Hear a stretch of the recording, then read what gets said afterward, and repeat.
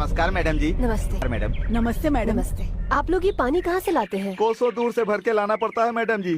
इतनी दूर से? गांव में नल या बोरिंग नहीं है क्या? अगर होता तो हम सबको ये मुसीबत नहीं होती। पानी यहाँ पर सप्लाई करने के लिए कोई तो जरिया होना चाहिए था ना? नहीं है मैडम। नाला बनाने वाले, रोड बनाने वाले, बोरिंग बनाने वाले, जनता के पैसे खाने वाले बहुत लोग हैं इस गांव में। ड्राइवर, जी मैडम। इनको जीप में बिठाओ। मैडम आपको छोड़कर इन लोगों को। अगर सरकार अपना काम ठीक से नहीं करेगी तो कर्मचारियों को सजा भुगतनी ही पड़ेगी। आप लोग जाइए, सब लोग जीप में बैठ जाइए।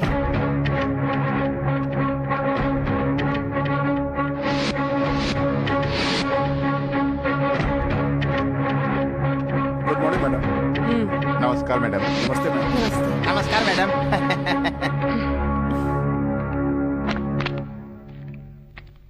ड्राइवर, जी मैडम। देवराज साहब से कैनल की फाइल लाने को कहो। ठीक है मैडम। देवराज जी हम्म, कैनाल की फाइल लेकर बुलाया है। हम्म। आप इतनी दूर से आई हैं, फैन तेज कर दूं क्या? जरूरत नहीं है। आपके लिए कोल्ड ड्रिंक मंगा दूं? आप कर्मचारी हैं या नौकर? क्या है ये? गांव के विकास के लिए और वहाँ के किसानों के लिए नाला बनाने का कॉन्ट्रैक्ट बैंक से हमें मिला है। हमने जिन मजदूरों से काम करवाया था उनका 1 लाख रुपया बाकी है। आप अगर छोटा सा इस पर साइन कर देंगी तो उनका पेमेंट हो जाएगा। नाला बन गया है? बन गया है मैडम। कल इंस्पेक्शन का इंतजाम कीजिए, फिर उसके बाद मैं इस चेक पर दस्तखत करूंगी।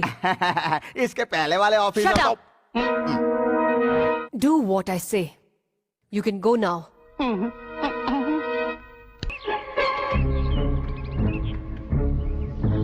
ये नाला कहाँ चला गया समझ में नहीं आता है। क्या ढूंढ रहे हो तुम लोग? वही तो मैडम, 2 साल पहले 10,000 फीट का नाला बनाया था, वही अभी दिख नहीं रहा है। वो बंद कैसे हो गया समझ में नहीं आता। कहीं नाला गुम तो नहीं हो गया? छी, मुंह बंद रख।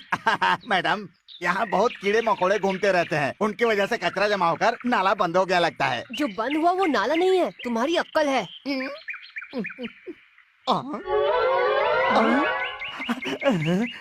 अरे बाप रे, यहाँ पर है। मैडम, यहाँ देखिए मिल गया। मैं तुमसे नाले के बारे में पूछ रही हूँ और तुम मुझे ये पत्थर दिखा रहे हो? तुम्हारा दिमाग खराब हो गया है क्या? ऐसा नहीं है मैडम, ये पत्थर रायरू जी ने लगाया है, यानी कि वो बहुत बड़े ठेकेदार हैं। हाँ तो? उनके सारे कारनामे इस फाइल में है मैडम। हाँ मैडम, मैं नाले के बारे में पूछ रही हूँ। उसके बारे में भी इस फाइल में लिखा है मैडम। वो नाला जो कहा गया था कि खुदा हुआ है वो नहीं है। उसकी रिपोर्ट भी इस फाइल में लिखी है मैडम। Shut up! इस फाइल में सब कुछ लिखा है नाला मैडम। हवा में उड़ गया या कोई चुरा कर ले गया? 1 crore? Oh my God! 1 crore की हेरा फेरी, और तुम लोग बहाना करके मामले को दबा रहे हो। कॉन्ट्रैक्टर के साथ हाथ मिलाकर जनता का हक छीन रहे हो।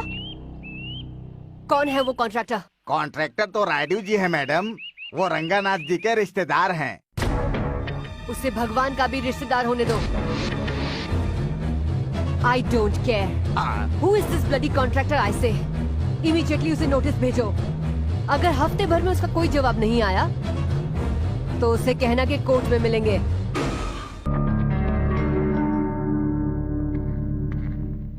नमस्कार सर जी। नमस्कार। स्नान का इंतजाम कैसा था? आप लोगों ने स्नान का अच्छा इंतजाम किया है। आपने उस दिन स्नान किया तो हमें 1 करोड़ का कॉन्ट्रैक्ट मिल गया, लेकिन अभी उस कॉन्ट्रैक्ट में प्रॉब्लम आ गई है, इसलिए आपके स्नान का इंतजाम किया है। क्या है वो प्रॉब्लम? नई लेडी ऑफिसर आई है, वो नाला के बारे में पूछ रही है। वो सारी चीजों की डिटेल मांग रही है। नहीं तो वो लेडी कोर्ट में आने के लिए बोल रही है हमें।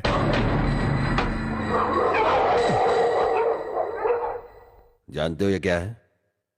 एक कमजोर बाल। वो भी इसी तरह है, देख लेंगे।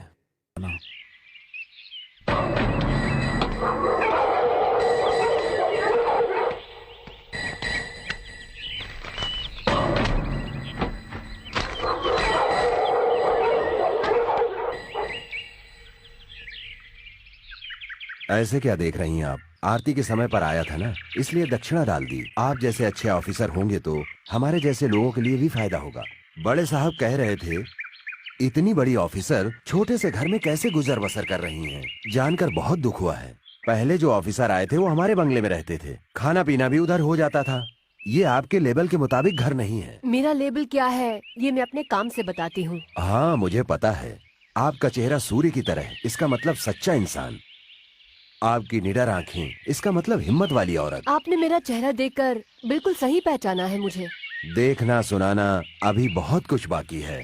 पहले यहाँ से सामान निकालते हैं। हमारा बंगला आपके लिए रेडी है, नहीं तो चौधरी साहब नाराज हो जाएंगे। कोई नाराज हो जाएगा इसलिए मैं अपने सिद्धांतों को नहीं बदलूंगी। गवर्नमेंट मुझे तनख्वाह देती है और उसमें कैसे रहना चाहिए मुझे पता है। दूसरे के घर में मुंह मारने वाले को कुत्ता कहते हैं और ये बात मुझे बिल्कुल पसंद नहीं। जाकर अपने बड़े साहब से कह दीजिए। जा सकते हैं। चलता हूँ। रुक जाइए। दक्षिणा लेकर आपका ढिंडोरा पीटना मुझे पसंद नहीं और मेरे भगवान को रिश्वत लेना अच्छा नहीं लगता। देश के सारे ऑफिसर आप जैसे हो जाएं तो हमारा देश अमेरिका जैसा हो जाएगा। अच्छे सिद्धांत हैं आपके।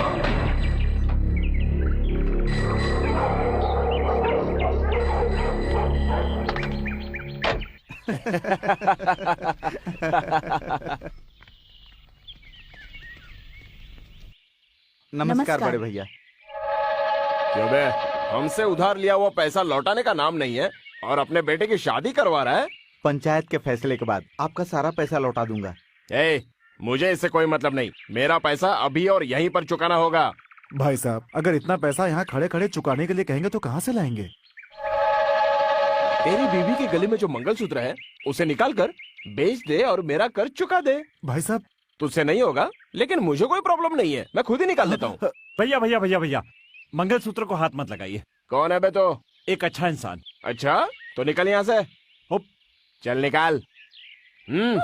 ये गलत है भैया, मंगलसूत्र सुहाग की निशानी है। बुजुर्गों ने सिखाया नहीं आपको? हमारे बुजुर्गों के बारे में बात करता है तू? जाके बता दो।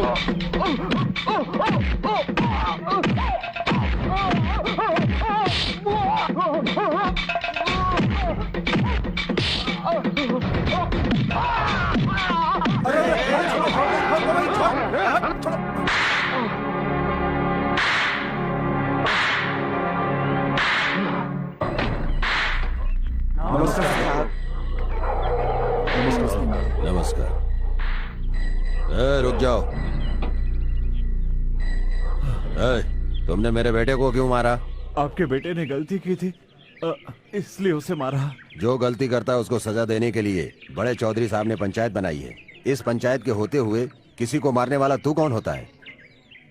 आखिर इसने ऐसी क्या हरकत की है जिसके लिए तुमने इसको मारा है? सक्सेना जी बेटी की शादी करके अपने परिवार के साथ गांव आ रहे थे। उनके पिताजी का लिया हुआ कर्जा वो चुका नहीं पा रहे थे, तो ये दुल्हन का मंगलसूत्र उतारने लगे, इसलिए मैंने इन्हें मारा। अरे नादान लड़के, अनाथ लड़के लड़कियों की शादी करवाकर मंगलसूत्र दान करने वाले हमारे खानदान का बेटा कभी किसी का मंगलसूत्र छीन ही नहीं सकता है। कितना झूठ बोल रहा है तू? मैं बिल्कुल झूठ नहीं बोल रहा हूँ, आप चाहो तो दुल्हन से पूछ लो। क्यों बहू, ये जो कह रहा है सच है? ये क्या सच बोलेगी? जो भी सच्चाई है वो मैं बताता हूँ। ये लड़की हमारे गांव में नई दुल्हन बनकर आई है। ये लड़का इन्हें बिना जाने पहचाने इनके पीछे पड़ा हुआ था। मैं रास्ते से गुजर रहा था और इसकी हरकतें देखकर मैंने इससे पूछा कि तू ऐसा क्यों कर रहा है, तो मुझे जवाब देने के बजाय मुझसे ही झगड़ा करने लग गया। कोई बात ही नहीं सुन रहा था। झूठ है, ये जो भी कह रहे हैं वो सरासर झूठ है। सरपंच के बच्चों को झूठ नहीं बोलना चाहिए, भगवान आंखें निकाल लेता है। आप सच बताओ ना दीदी, बताओ सबके सामने। ये झूठ बोल रहा है, छोटे बाबू सच बोल रहे हैं। हाँ यही सच है, मेरे पति जो बोल रहे हैं। सच बोल रहे हैं? तुम्हारा नाम क्या है? अच्छा इंसान।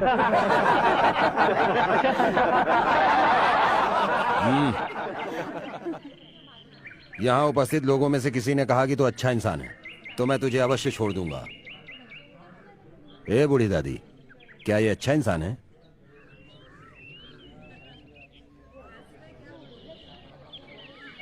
एक भी आदमी ने नहीं कहा कि तू अच्छा इंसान है। हमारे गांव में आकर गांव वालों पर कीचड़ उछालता है। इसकी सजा क्या है पता है? इसको उल्टा लटका करके मारो। अगर दूसरे दिन ये जिंदा रहा तो खुद ही चला जाएगा, और मर गया तो अनाथ समझ के जला देना। रुक जाइए। ये अच्छा इंसान है, ये अच्छा इंसान है, मैं कह रही हूँ। इसे छोड़ दीजिए। एक ऑफिसर मैडम का इस अनाथ से कैसी पहचान है जान सकता हूँ? इससे आपका कोई वास्ता नहीं। बड़े साहब ने कहा है ना कि अगर किसी एक ने भी कहा कि ये अच्छा इंसान है तो आप इसे छोड़ देंगे, और उनका सम्मान करते हुए यहाँ पर आपके लिए न्याय करना गौरव की बात होगी। छोड़ दो इसको।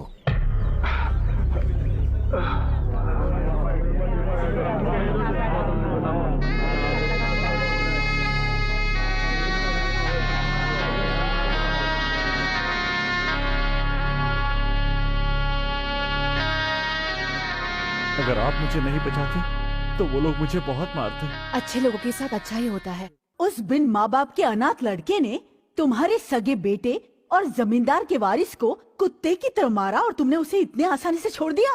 उसकी अक्ल ठिकाने लगाने के लिए ये पंचायत बिठाई थी, लेकिन उस ऑफिसर मैडम ने तुझे सजा देने का अधिकार नहीं है कह करके। इसीलिए तुमने उसे छोड़ दिया? ऐसी बात नहीं है बहन, मैं वहाँ बड़े साहब की इज्जत के खातिर गया था। बड़े साहब, अब तक इस खानदान को चलाने और आगे बढ़ाने वाले तुम लोगों को ये सब सहने की जरूरत नहीं है। तुम्हारे अपमान के बाद भी वो आराम से बैठे हैं, उन्हें तुम लोगों की कुछ फिक्र नहीं है। वो तो बस अपनी ही धुन में मस्त है। तुम दोनों को शर्म आनी चाहिए। तुम्हारे जैसे नकारे भाई को मैं कभी बर्दाश्त नहीं कर सकती। बस अब इसके आगे मत बोलना। जिसने मेरे बेटे को मारा है उस अनाथ लड़के को, और जिसने उस लड़के को बचाया है उस ऑफिसर मैडम को, मैं इस गांव में रहने नहीं दूंगा। क्या सोच रहे हो? खाओ ना। हाँ, हाथ आगे लाइए। हाँ? लाइए ना। अन्नदाता सुखी भव। हाँ, खाइए। जो भी मुझे खाना खिलाता है वो हमेशा सुखी रहे, इसलिए पहलाने वाला उसी को खिलाता हूँ।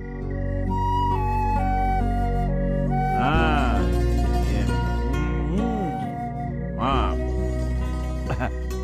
वाह, बहुत स्वादिष्ट है। वैसे मैं आपको क्या कह के बोला हूँ? मुझे देखकर तुम्हें क्या कहने का मन करता है? क्या कहने का मन करता है? आपको देखकर देवी कहने का मन करता है, लेकिन देवी दिखती नहीं है और आप दिखती हैं। कभी मन करता है ऑफिसर कह के बुलाऊं, लेकिन पोस्ट याद दिलाकर आपकी शांति भंग नहीं करना चाहता। तो क्या कहना चाहिए? सिमरन। दिलवाले दुल्हनिया ले जाएंगे में शाहरुख खान काजोल को सिमरन के नाम से बुलाता था। आप तो काजोल से भी ज्यादा सुंदर हैं, इसलिए आज से मैं आपको सिमरन कह के ही बुलाऊंगा। क्यों, अच्छा नहीं लगा आपको?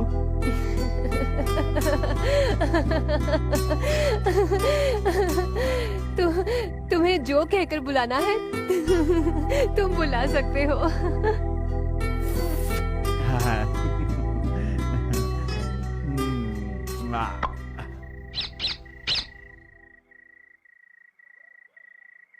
ओम नमः शिवाय। मैडम को हमेशा सुखी रखना।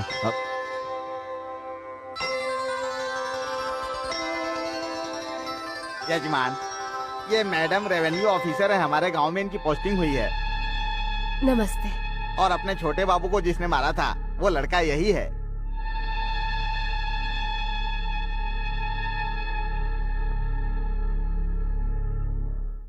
ये कौन थे? आप दोनों ने उनको नमस्ते किया और उन्होंने आपको जवाब भी नहीं दिया। गूंगे हैं क्या? ये गूंगे उंगे नहीं है बाबू।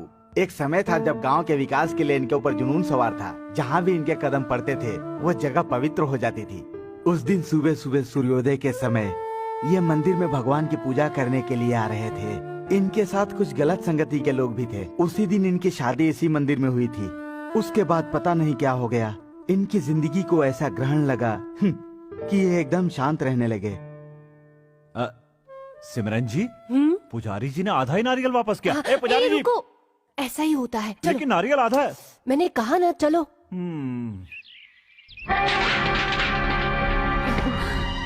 सामान जल्दी बाहर फेंक। सुब्बा राव जी, ये सब क्या हो रहा है? आप सामान क्यों बाहर फेंकवा रहे हैं? मैडम जी, अब आप इस घर में नहीं रह सकती, कोई दूसरा घर देख लीजिए आप। ये सब क्या है? बिना बताए सामान बाहर फेंकोगे तो हम क्या चुप रहेंगे? ये अन्याय है।